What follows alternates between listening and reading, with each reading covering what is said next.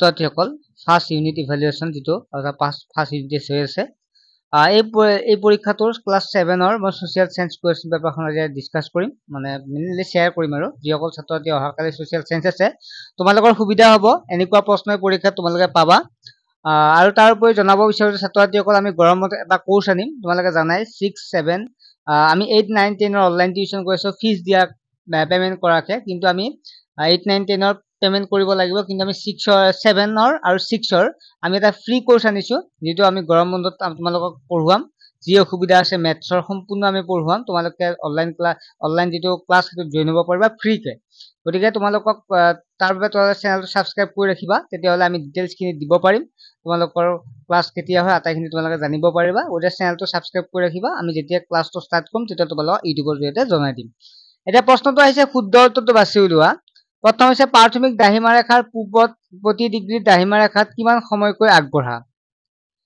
next 2 number প্ৰশ্নটো আছিল পৃথিৱী পৃষ্ঠৰ পৰা কেন্দ্ৰলৈ কিমানটা স্তৰেৰে গঠিত 3 নম্বৰ হৈছে কাঠফুলাৰ আকৃতি শিল পোৱা ঠাই হৰ্ষবৰ্ধনৰ ৰাজত্বকালত ভাৰত ভ্ৰমণলৈ অহা চীনা পৰিব্ৰাজকৰ নাম কি আছিল 5 নম্বৰ হৈছে গুপ্তসকলে ভাৰতবৰ্ষত কিমান বছৰ ৰাজত্ব কৰিছিল 6 নম্বৰ তলত কোনবিধ গেছে আমাক সূৰ্যৰ অনিষ্টকাৰী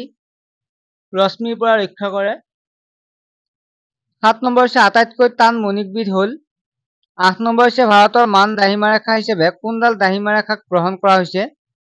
9 নম্বৰ হৈছে জীৱাশ্ম সাধাৰণতে কোনবিধ শিলত পোৱা যায় 10 নম্বৰ হৈছে সাতবাহন কোনে ৰাজ্য কোনে প্ৰতিষ্ঠা কৰিছে 2 নম্বৰ তলত দিয়া প্ৰশ্নসমূহ চমু উত্তৰ লিখা এটো হৈছে ভাৰতীয় মান সময়ৰ দাহিমাংক কিমান বিটো হৈছে ভূত্বক কৰে প্ৰায় কিমান কিলোমিটাৰ ডাঠ সিটো হৈছে অশ্ব সুৰাকৃত হ্ৰদ কি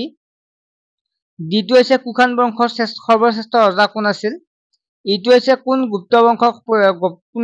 বংশ প্ৰতিষ্ঠা কৰিছিল 3 নম্বৰটো 1 পূৰণ 5 এটাত 1 নম্বৰকে 5 নম্বৰ আছে দাহিমা ৰেখাৰ মান বা জোখক ডেশ বোলে প্ৰাথমিক দাহিমা ৰেখাৰ কৌণিক দূৰত্ব ডেশ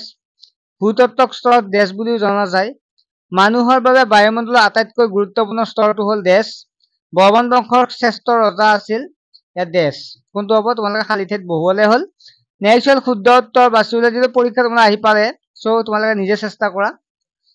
শুদ্ধ উত্তৰ নিৰ্ণয় কৰা গ্ৰাহকে বস্তু ক্ৰয় কৰে পাইকাৰী বিক্ৰেতাৰ পৰা হৰ্ষবৰ্ধনৰ ৰাজ্যৰ ৰাজধানী আছিল তক্ষশিলা কালিদাসে অভিজ্ঞানম শকুন্তলম ৰচনা কৰিছিল গান্ধাৰ শিল্পৰ মূল বিষয়বস্তু আছিল হিন্দু ধৰ্ম প্লাবন ভূমিৰ বৰ খাৰুৱা নেক্সট 5 নম্বৰ হৈছে দৈনিক বজাৰ আৰু সাপ্তাহিক বজাৰৰ মাজত কি পাৰ্থক্য থাকে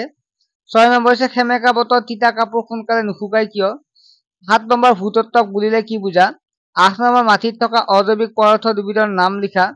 9 নম্বৰ ত্ৰিৰাজ্য বুলিলে কোন কেইখন ৰাজ্যক বুজায় 10 নম্বৰ অসমৰ ক'ত গুপ্ত স্থাপত্য ভাস্কৰ্য প্ৰভাৱ পৰিলক্ষিত হয় 11 নম্বৰ আছিল বিন্ধ্য পৰ্বতে ভাৰতবৰ্ষক কি ভাগত ভাগ কৰিছে 12 নম্বৰ দুখন ঠাই দাহিমাংশ যথাক্ৰমে 52 ডিগ্ৰী পূব আৰু 98 ডিগ্ৰী পূব ঠাই দুখনৰ স্থানীয় সময়ৰ ব্যৱধান লোৱা সংগম সাহিত্য কেই প্ৰকাৰ আৰু কি 13 নম্বৰ 14 নম্বৰ পল্লৱ শাসকসকলৰ প্ৰধান অৱদান দুটা কি 15 নম্বৰ আছিল চমু টোকা লিখা স্থানীয় সময় আৰু মান সময় 16 নম্বৰ হৈছে সাহিত্য সংস্কৃতি আৰু বিজ্ঞানলৈ উক্তসকলৰ অৱদানৰ বিষয়ে এটি টোকা লিখা ছাত্ৰছাত্ৰীসকল নিশ্চয় তোমালোকে কুৱেশ্যন পেপাৰখন কৰিব পাৰিছা আৰু অহাকালি যি পৰীক্ষা হ'ব তাতো ধুনীয়াকৈ তোমালোকে কৰিবা আৰু ভাল মাৰ্কছ এটা ল'বৰ কাৰণে চেষ্টা কৰিবা চেনেলটো সাবস্ক্ৰাইব কৰি ল'বা তেতিয়াহ'লে তোমালোকে গৰম বন্ধৰ মাহটো তোমালোকে আমাৰ লগত ধুনীয়াকৈ পঢ়িব পাৰিবা গৰম বন্ধ বুলি কৈছা গৰম বন্ধৰ পৰা আমি ষ্টাৰ্ট কৰিম যেটো কোৰ্সটো তাৰ পিছতে আমাৰ তাত লগত পঢ়িয়ে থাকিব পাৰিবা বিনামূলীয়াকৈ ফ্ৰীকে ক্লাছ 8 9 আৰু 10 ৰ হে পেমেন্ট কৰিব লাগিব বাকিখিনি বিনামূলীয়াকৈ পঢ়িব পাৰিবা ঠিক আছে গতিকে চেনেলটো সাবস্ক্ৰাইব কৰি ৰাখিবা বাই